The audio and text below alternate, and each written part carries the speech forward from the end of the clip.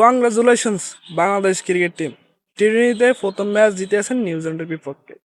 2026 সালে প্রথম T twenty match এবং প্রথম ম্যাচই জয়লাভ করেছেন টিম বাংলাদেশ। নিউজিল্যান্ড বাংলাদেশকে 183 রানের টার্গেট দিয়েছেন। সেই রান বাংলাদেশ চেস করে ম্যাচ জিতে গেছেন এবং তাহিদ হৃদয় দুর্দান্ত একটা ইনিংস খেলছেন, 51 রান করছেন তিনি। তহিদ হৃদয় অর্ধশতক পূরণ করছে। অতএব বাংলাদেশ 6 উইকেটে জিতে গেছে এবং নিউজিল্যান্ডকে হারিয়ে দিছে।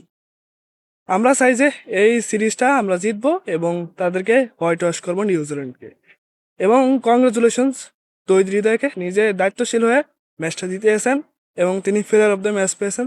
এটা আমাদের স্বস্তি ফিরে আসছে, কারণ আমাদের প্লেয়াররা ফর্মে ফিরে আসছেন এবং আমরা ম্যাচ উইন করছি। এটা আমাদের খুবই গুরুত্বপূর্ণ একটা সিরিজ এবং এটা আমরা জয়লাভ করছি প্রথম ম্যাচ, এবং নেক্সট 2 ম্যাচ আছে, ওই 2 ম্যাচকে হারিয়ে তাদেরকে হোয়াইট ওয়াশ করবো, এটাই আমাদের আশা।